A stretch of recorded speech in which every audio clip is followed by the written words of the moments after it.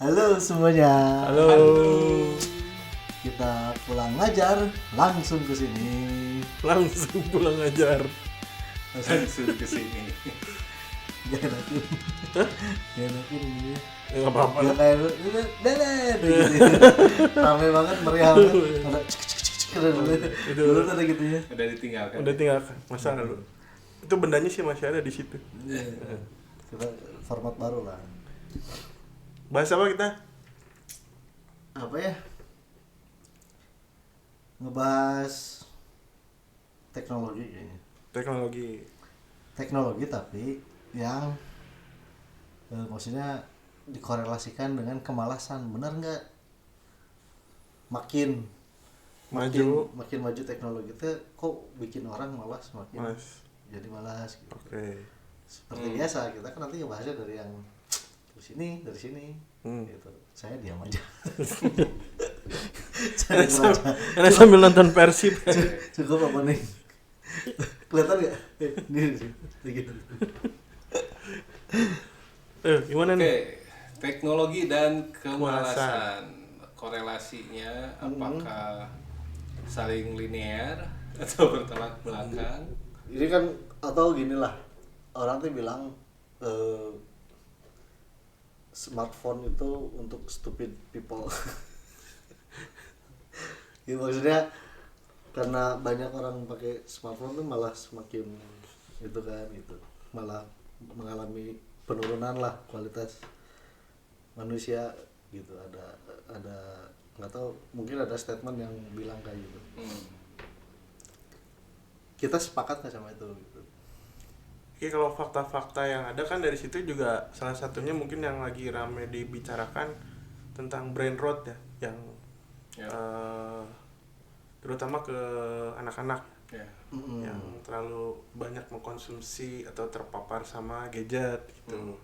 Tapi bukan secara harfiah atau secara harfiah nggak sih? Itu brain rot itu kan pembusukan otak. Iya, istilah yang dipakai dari hasil satu penelitian lah, atau beberapa penelitian akhirnya menyimpulkan si gejala itu dilabeli sebagai brain rot gitu. Ya, maksudnya bukan busuk secara Fisik gitu. Ah. Itu saya belum baca lagi penelitiannya. Bukan, brain rot itu bukan busuk secara fisik, otaknya busuk gitu. Sel-sel otaknya busuk gitu ya. Bukan seperti itu gitu. Tapi sebetulnya mah kalau brain rot itu ya salah satunya sebetulnya secara fisik ada. Kayak mungkin kena mata gitu ya, gangguan. Kalau yang main game tuh gangguan saraf. Ini termasuk ke ini juga nggak sih, penurunan fungsi sel otak gitu? Penurunan fungsi sel otak ya, harusnya kalau orang main game justru kan otaknya kerja terus. Enggak, yang tadi yang pembusukan secara apa? Fisik tadi. Secara fisik enggak. Sel otaknya itu. Enggak, sel otak enggak busuk lah. ya, Enggak busuk, terus cuman beregenerasi kalau sel mah ya. Fungsinya Fungsi menurun. dia fungsi yang lain kayak saraf gitu kan. Oh, iya. Kan terlalu kalau pernah lihat di berita-berita tuh banyak yang sering main game tuh. Mata terus kemudian tangan. Oh, Itu kan maksudnya terganggu kan? ke otak secara material itu nggak membusuk. Cuman kan Koordinasi antara otak dengan organ tubuh yang lain itu yang akan terganggu, gangguan apa ya, maksudnya kan di masa kalau anak-anak remaja dia main gamenya tanpa jeda kan ada yang sampai begadang, besok tidur dikit lanjut lagi gitu ya. Otak kan juga butuh istirahat gitu ya. Nah ketika terlalu dipush otaknya perlu istirahat gitu ya, ya itu terjadilah itu gangguan. Nah mungkin brain rot itu dari situ, jadi si fungsi yang seharusnya normal gitu ya menjadi terganggu gitu. Bukan, maksudnya kan kita ngebahasnya teh bukan kerusakan, tapi nggak tahu ada kaitannya nggak dengan kerusakannya, misalnya fungsi otak membuat orang menjadi malas gitu. Ya ini hal yang berbeda. Tadi kan salah satu hal yang kan kalau kemalasan ngomongin teknologi gitu kan, kalau relasi dengan teknologi jadi kan sebetulnya teknologi itu dibuat untuk mempermudah pekerjaan manusia. gitu. Mempermudah gitu ya. Iya. Contoh real yang paling kita alamin lah dulu gitu ya. Pada saat kita punya TV tabung, belum ada remote tuh. Ketika kita mau ganti channel, Maju ke depan, maju ke depan, dipencet atau dipencet. diputar. Tapi kan bisa nggak usah maju Diputar. juga bagi gagang sapu. Nah, ini Ya, bisa. Sebenarnya bisa juga nggak usah pakai gagang sapu, tinggal nah, tunjuk orang. iya sebenarnya kan secara manual kita harus mengganti kan, dipencet atau diputar gitu ya. Terus misalkan tadi bisa pakai gagang sapu. Nah, gagang sapu itu adalah teknologi. Ya. Memudahkan kan? Atau yang Memudahkan ini kan pekerjaan. banyak orang mungkin ngomongin istilah teknologi itu hanya dikaitkan dengan hari ini kan ya, digital dan ya, segala macam. digital. Sementara kalau kita lihat peradaban manusia itu kapak perimbas juga itu Teknologi. teknologi di Iya. zaman itu, tapi kan gitu. Kapak apa namanya? Kapak perimbas. Ya, karena kapak pribadi. Ya, tapi intinya gitu lah. Maksudnya teknologi itu adalah sesuatu yang memudahkan pekerjaan manusia gitu dalam hal apapun. Oh, kalau ini biar ini kapak perimbas itu adanya di masa prasejarah ya. Di era apa? Nggak tahu. Saya juga lupa. Di ini Neolitikum. Megalitikum, batu besar. Batu besar. Nah, tapi mungkin gini, kan anak-anak sekarang atau ya kalau kita kan mengalami masa-masa di mana teknologi itu juga belum semodern sekarang Iya, kan. semodern. Maksudnya tanpa gadget kita pernah gitu ya. Terus kemudian ada gadget, terus sampai gadget yang memang sampai saat ini lebih modern lah gitu dibanding awal-awal ketika keluar gitu.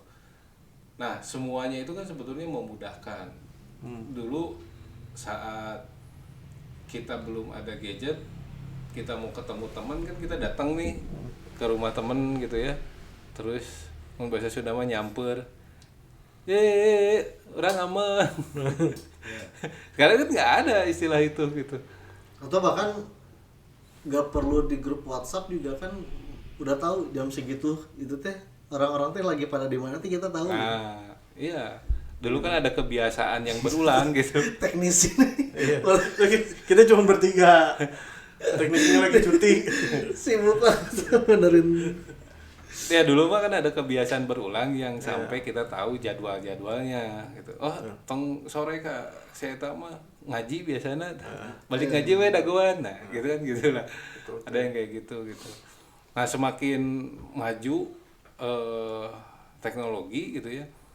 Hal-hal yang begitu kan hilang. Iya. Gitu. Kalau ada apa-apa tinggal kalau satu grup di WA di grup atau Japri gitu ya, atau tinggal telepon gitu. Itu kan memudahkan untuk komunikasi. Ya. Saking memudahkan komunikasi, malas panggil.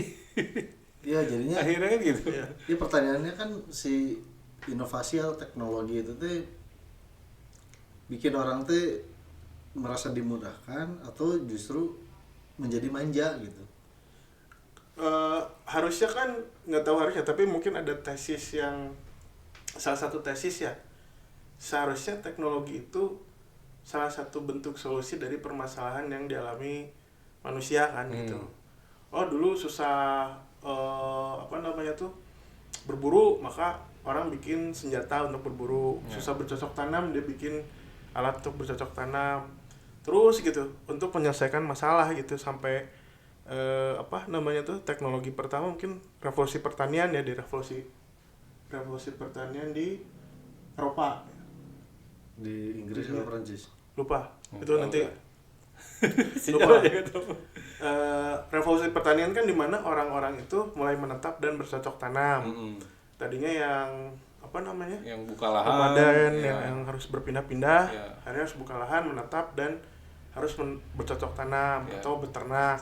Kemudian gelombang berikutnya revolusi industri, mesin uap ya. Mesin uap. Ya. Kan lu dari sosial lu.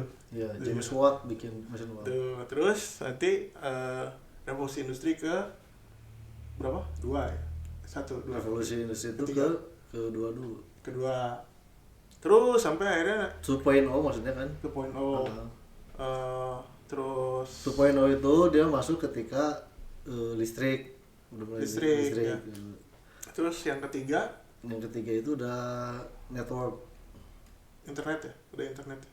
Ya udah jaringan lah. Ada jaringan yang kemarin beberapa tahun yang lalu yang kita masuk ke 4 kan. Ya. Yang sebenarnya masih punya semangat untuk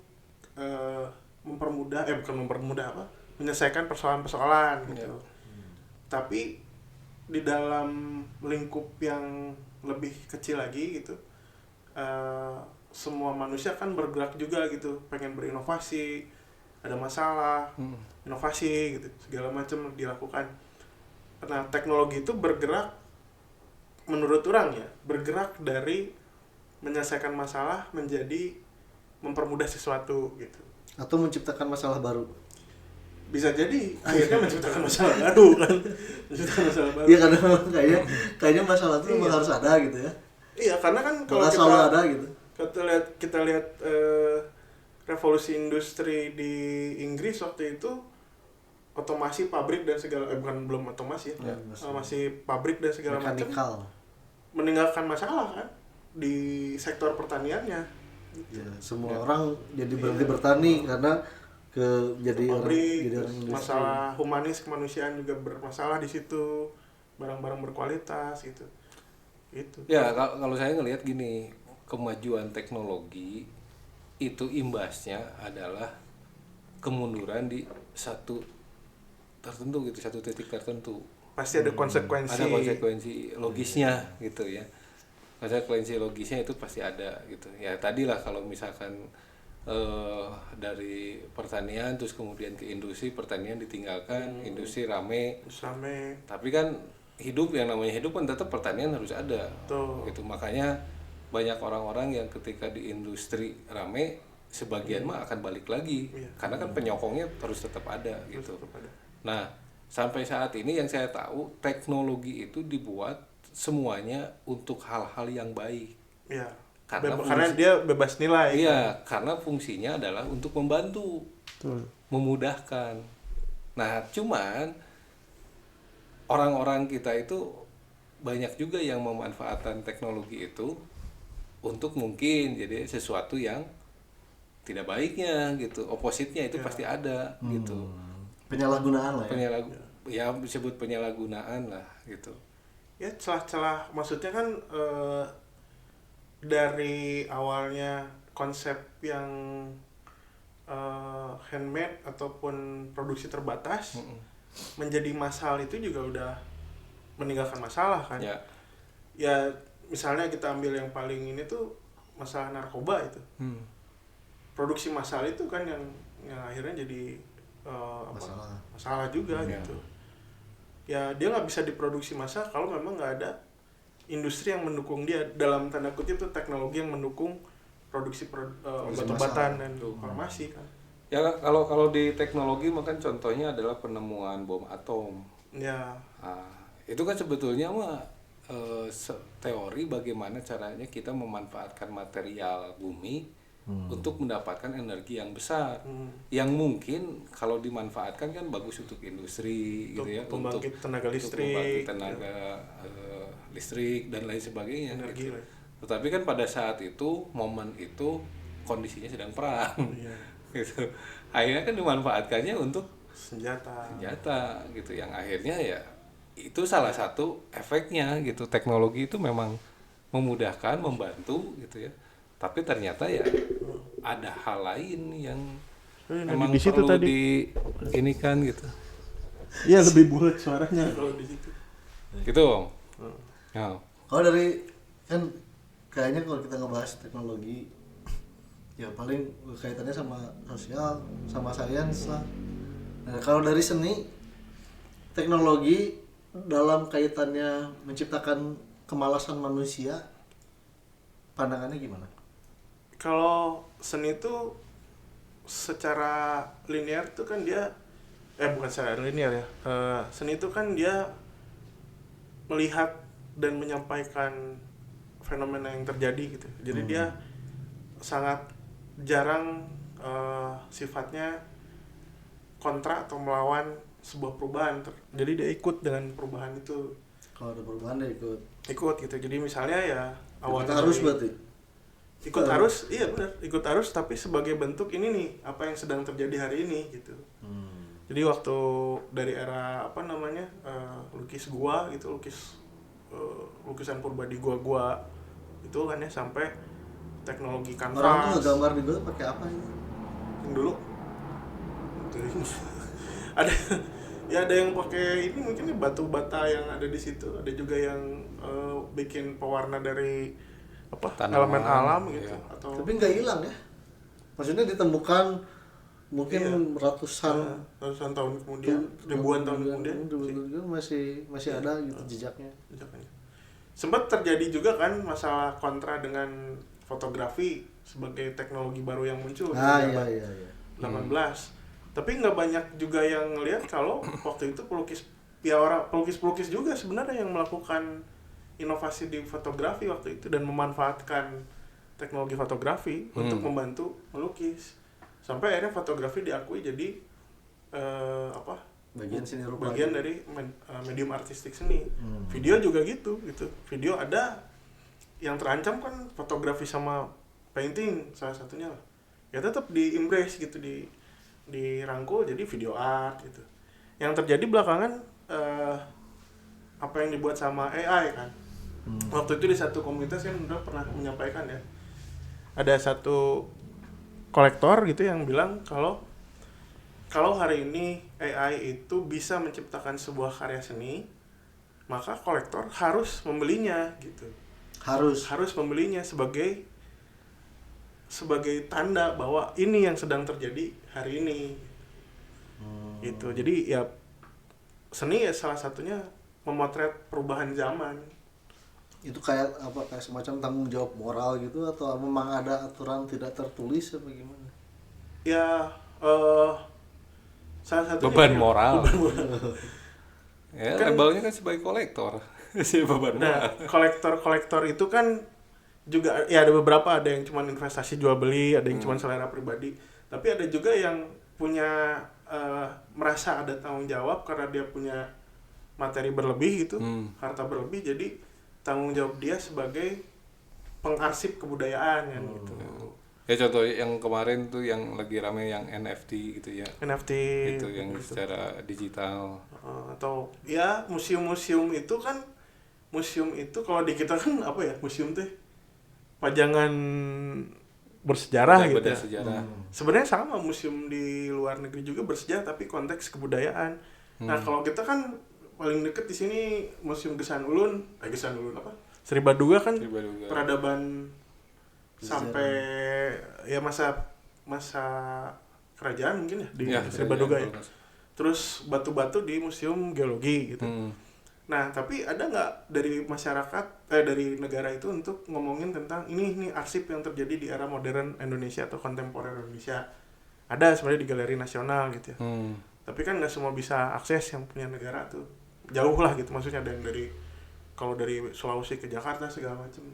Nah, peran-peran kolektor itulah sebenarnya yang bertugas atau berkontribusi lah terhadap pembangunan museum itu. Jadi orang bisa lihat, oh ini yang terjadi hari ini cara manusia berkesenian, cara manusia mendokumentasikan budaya atau fenomena gitu. Nah Jadi kalau ya, dikaitan sama kemalasan nih, misalnya sekarang art AI lo gitu. nah sebenarnya kalau seniman nggak malas, dia pasti jadi mathematician. Jadi fisikawan. Berarti ini prasyarat itu Harus malas. prasyarat seniman itu salah satunya harus malas. Ya, Jadi tapi kan mungkin gini kalau yang Karena keluar rajin deh. kalau yang sering bikin art gitu ya, maksudnya lukis dan sebagainya gitu. Daripada malas, saya mendingan dengan prompt untuk lukis Iya, tertentu. memang gitu. harus malas. Seniman kalau rajin tuh jadi pengrajin. malas. Ya kan dulu seniman-seniman itu industrinya kan kecil gitu. Maksudnya nggak semua orang mau beli gitu segala macam. Jadi harus dilakukan sendiri kan. Melukis sendiri, bikin patung sendiri. Nah, ketika industri udah besar, ya di era sekarang tuh pelukis bisa nyuruh artisan kan untuk ngelukis. Ini konsepnya lukisin. Udah, ya tinggal dibayar. Karena Artisan industri tuh besar. Artisan tuh yang tenaga ahli yang bisa tenaga ahli artistik lah, Technician-nya. technician-nya. Masalah sekarang kan orang buka kedai kopi, jadi kopi artisan gitu. Buka toko bakery, jadi bakery artisan. Oh, Pakai gitu ya, istilah gitu ya. artisan buat menambah Value. atau branding mereka gitu. Padahal artisan di dunia seni itu ya tenaga ahli tadi, pembantu teknis gitu, ahli artistik yang ya seniman yang punya konsep, dia mengeksekusi, artisan namanya gitu. Jadi jangan sampai ya ini yang dengar atau yang nonton nih kebiasaan yang denger biasanya tanpa visual kita baru mulai awal-awal pakai visual.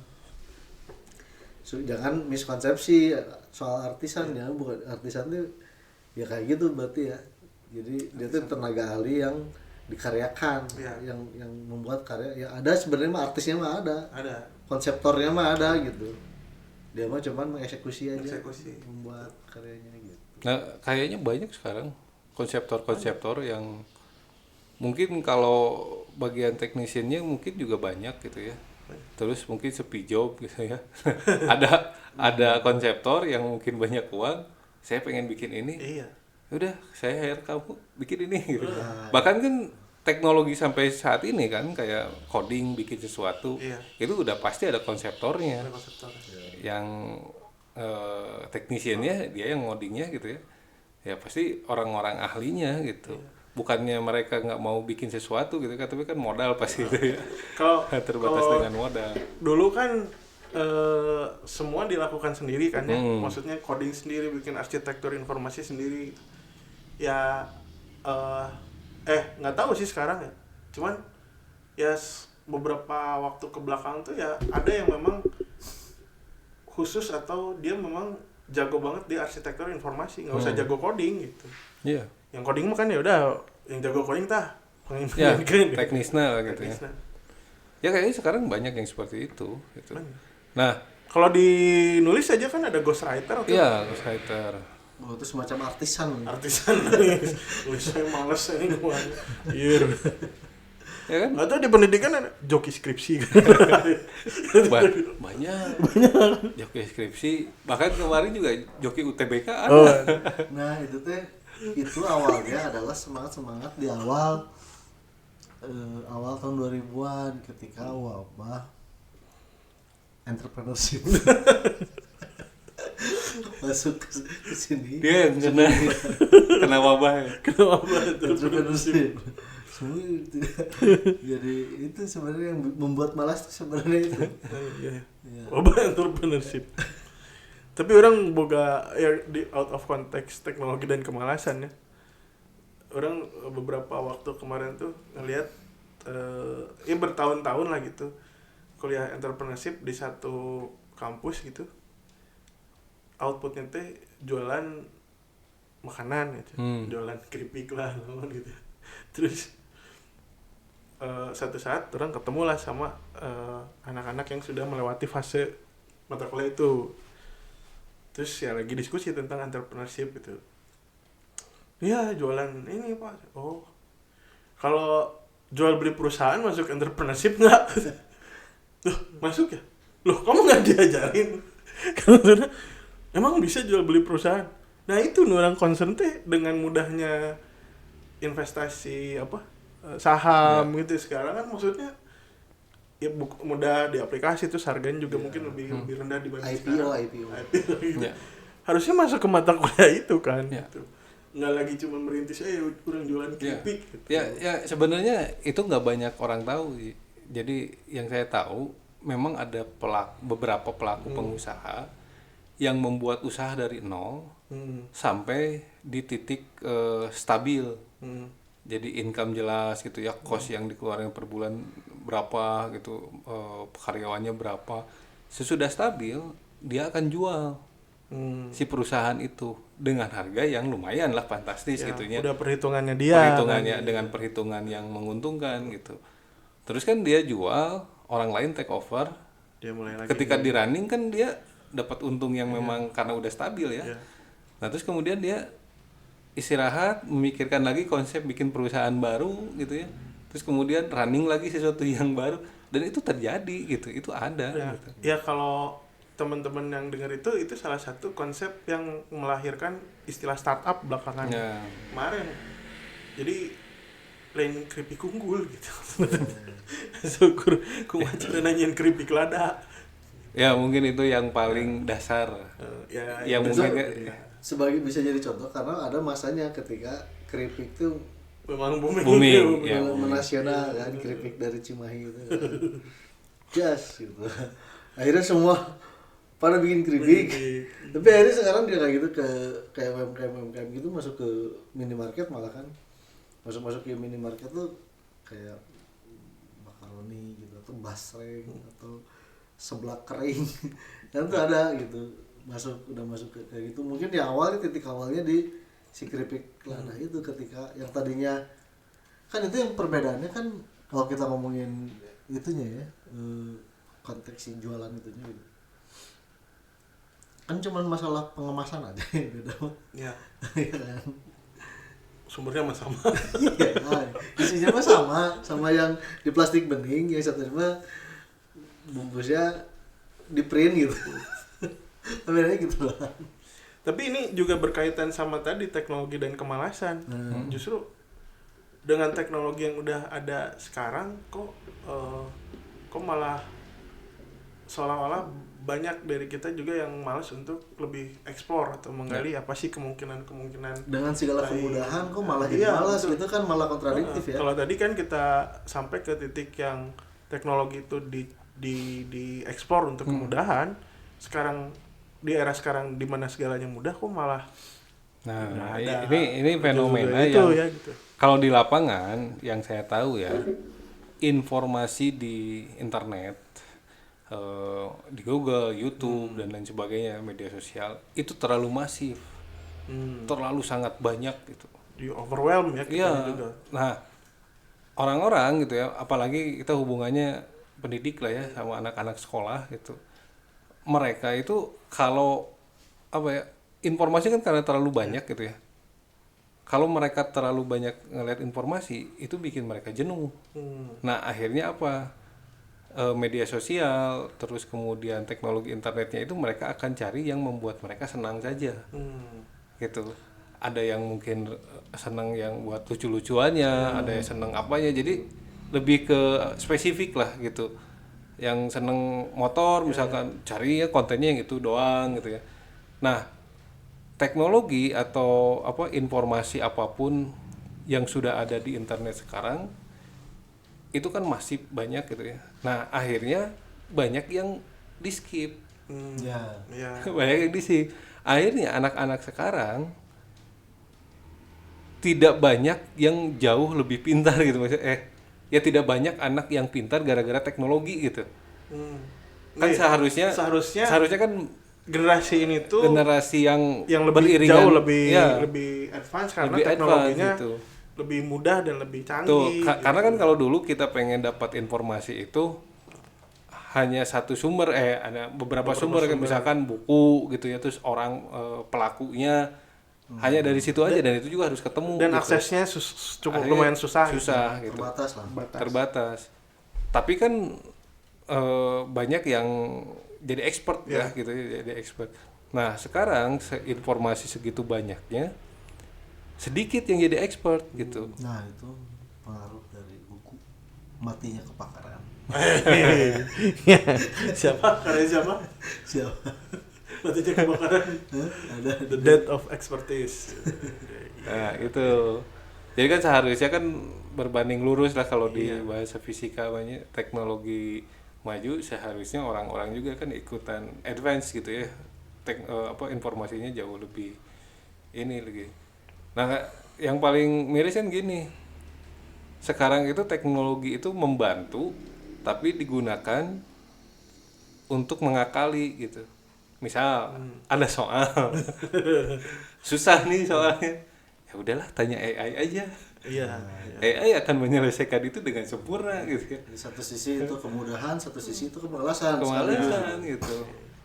Nah, itu jelas banget teknologinya maju, yang bikin males tuh di bagian di situnya. Itu dipermudah. Sebenarnya tidak malas kalau misalnya paling tidak dia ngecek lagi jawabannya benar atau tidak, make sense atau enggak. Kadang-kadang kan mentah-mentah Iya. kopas ke lembar jawaban, itu sepalas itu berarti. Kopas.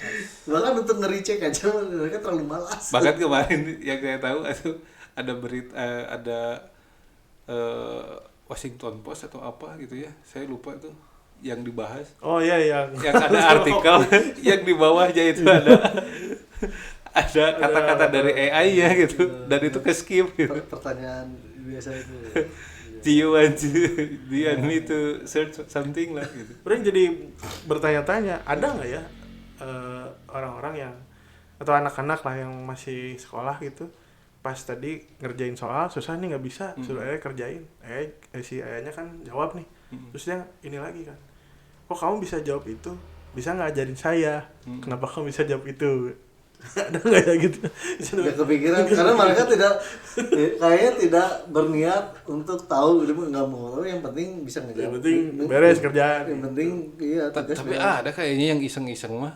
Ada. Yang sedikit lah. AI yang bisa sambil ngomong, yang Oh, iya. yang voice, Yang voice itu. yang Ya. voice itu kan banyak tuh sekarang tuh anak-anak yang bisa mengakses itu gitu ya. Ketika dia nggak tahu, dia nanya ke AI, terus kan jawaban polos anak-anak kok bisa kemana wae gitu ya. Iya.